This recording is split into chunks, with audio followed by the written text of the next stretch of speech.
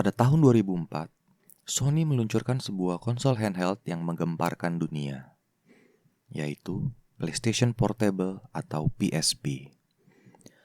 Dengan layar lebar, grafis 3D setara konsol rumah, dan fitur multimedia, PSP dianggap terlalu canggih di masanya. Tapi, kenapa konsol ini tidak bisa mengalahkan saingannya, yaitu Nintendo DS? Yuk, kita bahas sejarah lengkapnya. Setelah sukses luar biasa dengan PlayStation 1 dan PlayStation 2, Sony ingin menantang Nintendo untuk pasar handheld. Saat itu, Nintendo sangat mendominasi dengan Game Boy Advance. Sony masuk dengan janji pengalaman PlayStation dalam genggaman. Dan benar saja, PSP bukan hanya sekedar konsol, ia bisa main game, bisa nonton film, bisa dengerin musik, bahkan bisa browsing internet. Bisa dibilang, PSP adalah smartphone sebelum smartphone itu populer. PSP hadir dengan fitur yang mengejutkan untuk tahun 2004. Layar lebar 4,3 inch dengan resolusi yang tajam, grafis 3D yang setara dengan PS1 bahkan lebih tapi di bawah PS2, media UMD disk bukan cartridge, koneksi Wi-Fi untuk multiplayer dan akses web, bisa memutar musik MP3, video MP3, hingga foto. Banyak orang menjadikannya bukan hanya untuk konsol game, tapi juga untuk pemutar media sehari-hari. Bahkan dulu ada yang pakai PSP untuk menonton film di bus atau di kereta.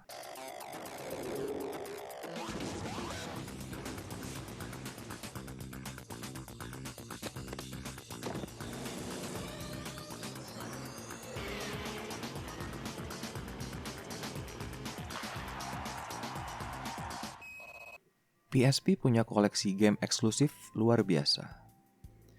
God of War, Chain of Olympus, dan Ghost of Sparta yang menunjukkan betapa kuatnya grafis PSP.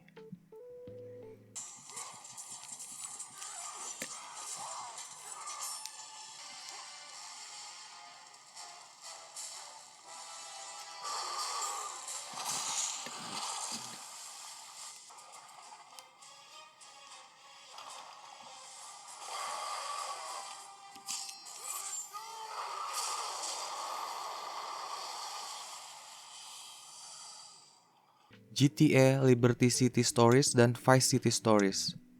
Game open world yang biasanya hanya ada di konsol rumah.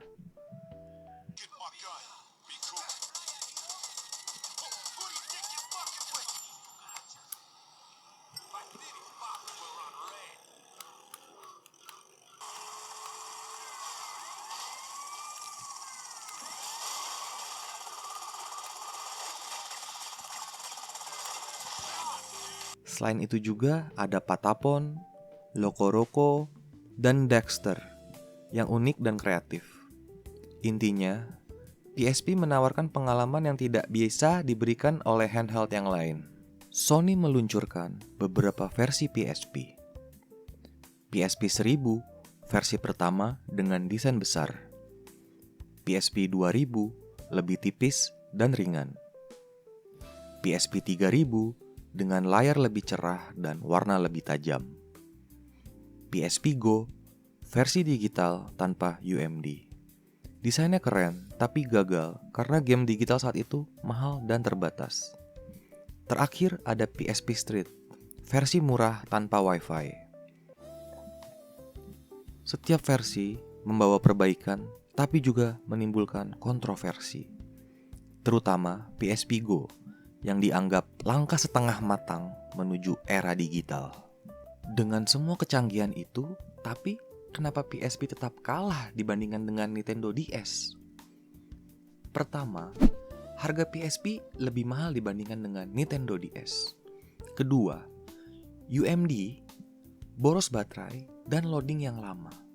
Ketiga, Sony fokus kepada gamer hardcore, sedangkan Nintendo merangkul semua orang, bahkan non-gamer, dengan game seperti Nintendogs dan Brain Age. Hasilnya, Nintendo DS terjual lebih dari 154 juta unit, sementara PSP hanya sekitar 80 juta.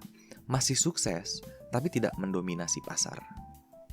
Ada banyak hal unik tentang PSP yang mungkin belum banyak orang yang tahu. PSP punya kamera tambahan yang bisa dipasang di atas konsol. Ada GPS receiver khusus untuk PSP. PSP bisa terhubung dengan PlayStation 3 lewat fitur Remote Play. Bahkan ada game eksperimen seperti Invisimals yang menggunakan kamera untuk augmented reality sederhana. Hal-hal ini membuat PSP terlihat benar-benar futuristik untuk masanya. PSP dihentikan produksinya pada tahun 2014, digantikan oleh PlayStation Vita. Sayangnya, PlayStation Vita tidak pernah mencapai popularitas yang sama. Tapi, warisan dari PSP masih kuat, dengan desain yang elegan, game-game yang epic, dan pengalaman multimedia yang visioner. Bagi banyak orang, PSP adalah simbol dari era di mana konsol handheld mencoba melampaui batas. PSP mungkin memang tidak menang melawan Nintendo DS, tapi PSP tetap menjadi konsol handheld yang legendaris. Kalau kamu pernah punya PSP, game apa yang bikin kamu kangen? Tulis di komentar di bawah ya. Like kalau kamu suka video ini, dan jangan lupa subscribe channel ini untuk cerita-cerita yang lainnya. Bye-bye.